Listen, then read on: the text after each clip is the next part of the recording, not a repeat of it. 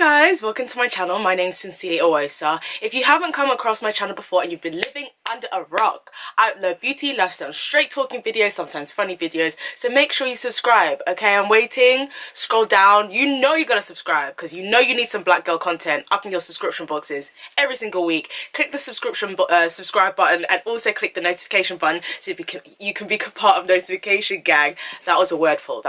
Okay, so today we are going to be talking about BBLs and influence. So if you haven't seen the news and you haven't maybe seen the videos or been on Twitter, there was a lot of talk about BBLs on the Victoria Derbyshire show, which if you aren't in the UK, hey guys who are based in the States and everywhere else, it's kind of like a breakfast morning show where they tackle like hard topics, and on that segment they were talking about BBL specifically, so plastic surgery but BBL specifically, and let me know what your thoughts, this is an open conversation. Please let me know what your thoughts on BBL is and the dangers. Please comment below, I would love to read them. They brought on SJ, I think, as a guest as part of a wider discussion, because I didn't see the whole thing, I'm really sorry, a part of a wider discussion to talk about BBLs and how dangerous they can be.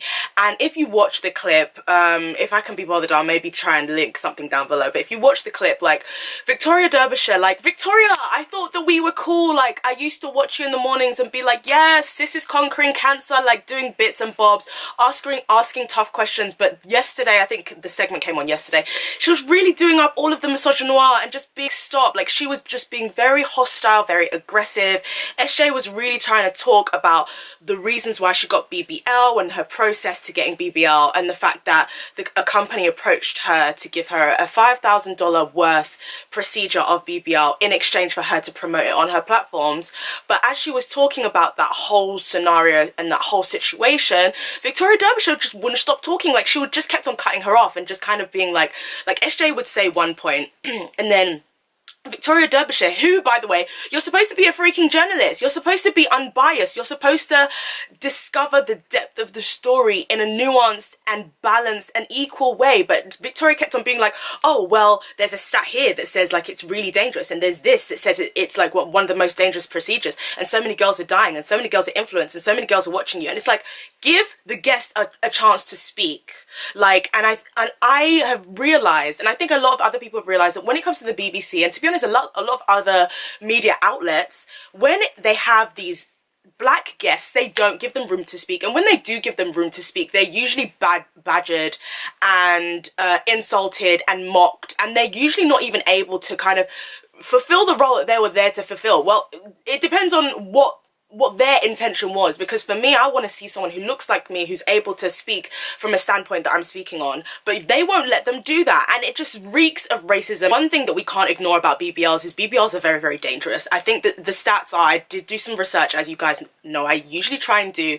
The Association for Plastic Surgery, Plastic Surgeons talked about a lot of the harmful stats when it comes to BBLs, and the stats are, at the moment, 1 in every 3,000 patients die from BBL, but at some points they're also thinking that it may also be 1 in 2,000. So it's between 1 in 3,000 and 1 in 2,000. So I was reading that Gerard Lambert, who's basically a consultant for the plastic surgeon and BAAPS member, so that's the Association of Plastic Surgeons, he explained that it's the highest death rate of all procedures due to the risk of they're injecting the fat into large veins in the buttocks, obviously to get that shape.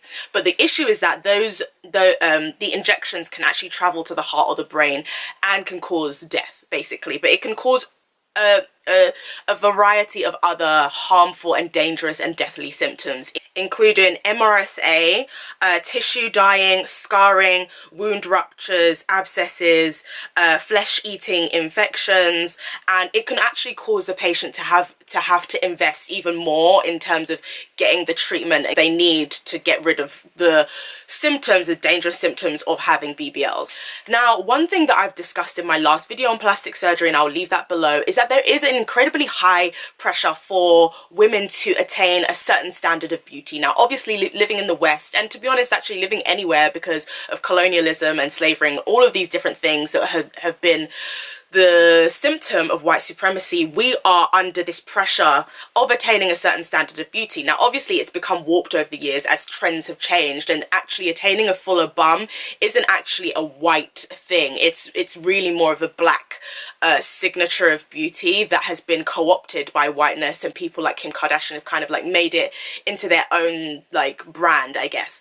But there is a lot of pressure, and I really did stress that by the time a girl is like 16, she's seen like 250,000 images that have induced her to believe that she is a sexual object. The adverts geared towards women are 2, 3, 4 times more likely to have airbrushing than adverts geared towards men, which usually only have a very, very small amount of airbrushing and photoshopping compared to what women are forced to embrace and to see in magazines and in TV adverts, on social media, and all of these trickle down and have a trickle effect to influencers. But the issue is that at the end of the day, because of sexism and because of patriarchy, women are under pressure to achieve a certain look, and that pressure can be very, very, very overwhelming.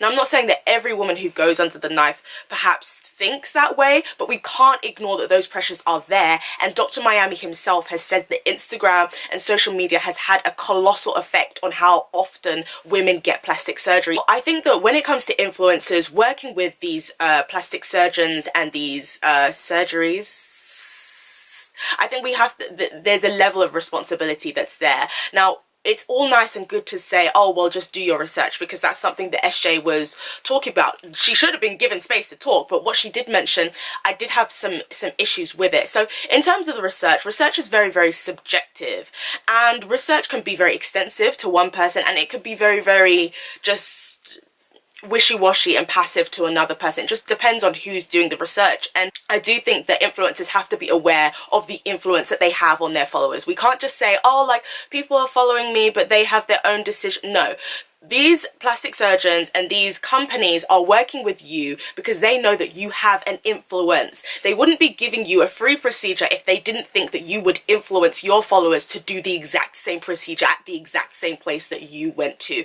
So there is an onus of responsibility on influencers to keep our followers safe. And I think that that's subjective to everyone, but I just hope that people understand how weighty that is. It's a very important conversation to have when it comes to keeping followers safe. It's up to everyone what they want to do with their bodies. I, as a Christian, don't believe in plastic surgery. I don't support it, but I do understand, as I've said before, the pressures that women face, and I do understand why women do go under the knife. And I want people to be honest. I want people to be like, this is what I did. You could die. Like, and that is the fact. Like, you could die. I think if you are going to do it, at least be very, very honest about the dangerous, super deathly repercussions that can come as a result of your actions, or a result of the procedure as well. I do think that there should be some regulations when it comes to BBLs and plastic surgery and promoting it on social media. The ASA doing the whole ad thing and being very strict on the fact that if something is paid for, you need to let your followers know. I think that this is the same thing in terms of ad gifted, and the fact that we have to let followers know even if we've been gifted something, it doesn't have to be paid for. But I think there has to be a regulation in terms of the fact that you're able to influence somebody to go under a clinical surgical procedure that could potentially endanger their lives. There needs to be some sort of regulation in place that can either make sure that followers know everything that's going into the procedure as you're telling them, but there needs to be something in place so that it can't just be like you're recommending a hair salon, because it's something so weighty and so serious. But even if we do say, okay, it needs to be regulated, and the ASA or some sort of regulation board needs to put a code of conduct or a code of ethics in place, how on earth is that even going to be implemented? Who's going to be doing all of this regulation in the first place? Because the ASA is definitely not on top of the situation at hand already for gifted and sponsored ads, and the fact that a lot of influencers aren't even letting y'all know if stuff is sponsored. Like, they're not even on top of that as it is. So how on earth are they going to be on top of people actually recommending places to get BBLs? Because it's very, very difficult to even find out, okay, has someone been paid to go to this surgeon?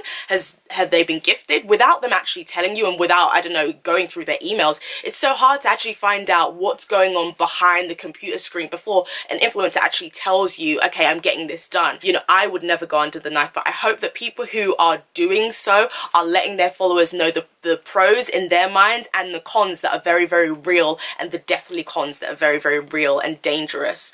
But yes, I hope that you've enjoyed this video. Join me again soon. Bye.